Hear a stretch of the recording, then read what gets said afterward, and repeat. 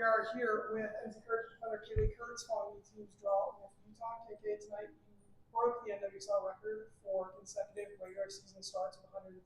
Can you just start with what that milestone means to you? It means I'm tired. No, I mean, to be called upon once is amazing. And I had an interview recently with Just Women's Sports, and I talked about how my career has been a ladder. And at one point, it was I just wanted to make the Courage roster in general. I wanted a contract. And then it was, once I got the contract, it was how do I get into the 18 or the 20 just for game day and then sit the bench? And then how did I, then get onto the field? And now to be 107 consecutive called upon starts is something that I don't take for granted. We've had amazing players here in every single position at the Courage. So for the coaches to believe in me and then to also trust me, I guess, is something that I take great pride in. And I hope that I can continue that. And I'm just going to, do my best every single time I step on the field. Just kind of on your journey again, you come here in 2018 as basically a non-roster in the camp, and now you're wearing the captain's armband. How has your mentality shifted at all, like along the way as you got into different roles? Because now you're expected to lead. Back in 2018, you had all these international stars and stuff around you, and now other players look at you, right? So how has that changed for you? Yeah, I think I was pretty silent when I first got here, which is kind of crazy because I'm not known for being a quiet person. I'm very outspoken. I have no filter in a lot of senses. But on the field, I didn't quite know what to say. And I watched hours and hours of film, and I did so many film sessions with Sean and Nathan and Paul when he was here. And then I had people like Abby Dahlkemper and Abby Urseg here, and I've learned so much from them. So I feel like when I was younger, it was just how can I absorb as much information as possible and take it in stride, because there were so many better players than me. And I would watch, when I wasn't playing back in 2018 and 2019, I would watch the game back 3 times. And I would watch it one time on the Speedio version, so it was the tactical version. And then I would watch the broadcast version, and then I would watch the broadcast version again with no sound. And so it was just watching in 3 different views and then seeing how Abby Urseg was different than Abby Dahlkemper and what they were looking for, what balls were they playing, how were they defending. And then I would bring clips in of them to talk to the coaches. So I think I just always wanted to learn and grow. And then having them beside me, I was able to learn what I needed to say, how I needed to say it, what came across the best. And then unfortunately, I don't really want the captain's armband right now. Sorry. I don't want the captain's armband right now because that means that Denise is hurt, and I don't ever wish a player to be injured.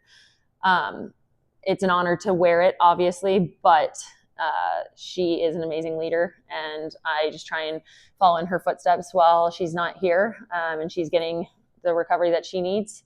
But yeah, so it's cool to wear it, but I wish I wasn't wearing it. You and Denise and Nathan too, you guys have been in this club for a long time. Mm-hmm. How has, I think when you first came here, there was a certain standard, right? How has that standard or identity of this team changed over time? Or do you find yourself in a situation now where you're trying to get back to that standard, sort of that the club was at when you first got here?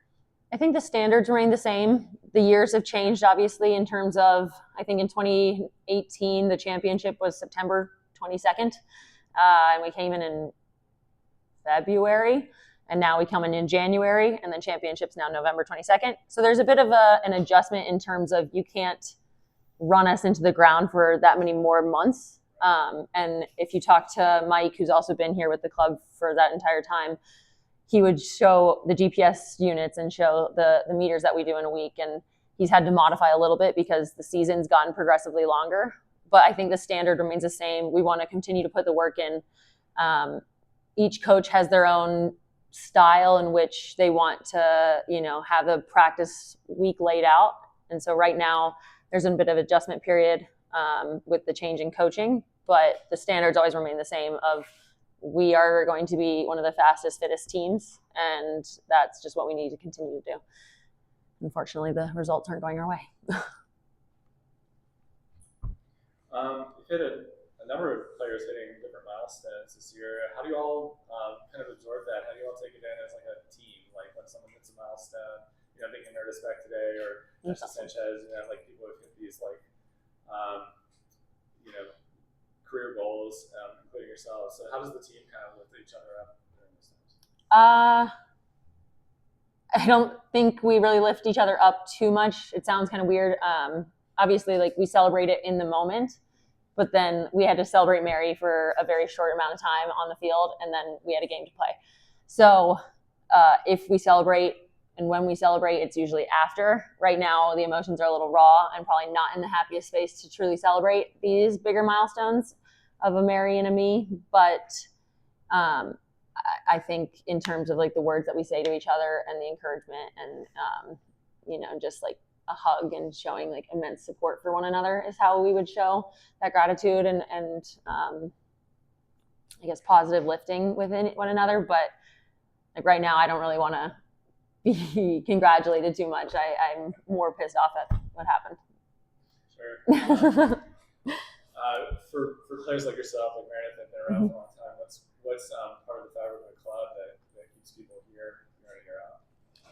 I think when people talk about the courage and they come into the club, they know that we are one of the fittest teams, and it's something that kind of scares them when they come in, but that's also something that they want to do with their career. They want to come in and they want to be challenged, and they're going to be in this environment. We lift heavy, we run a lot, we do a really challenging style of play, and it was something that back in 2018 I didn't know how to pass a ball. So now I had to learn that skill.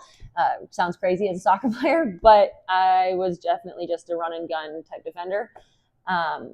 So I think when people want to come here, one, they've heard amazing things about the culture inside the locker room.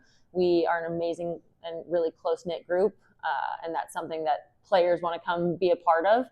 And then two, I think it shows something so special when free agents want to come here, because the rumor around the league is that we are here to work and we're gonna have the highest meters no matter what.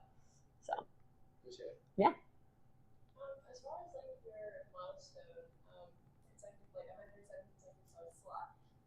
But I'm just speaking to more of like your work off the pitch, like what kind of goes into that, like as far as like mentality, just like keeping yourself fit, like physically, emotionally, and like mentally. Yeah. Luckily, with 107 consecutive starts, I haven't had to physically get too fit because those help me remain fit. But I have shifted my mentality a lot over the years. I struggled with an eating disorder a couple of years ago, and back then I didn't want to lift heavy in the gym.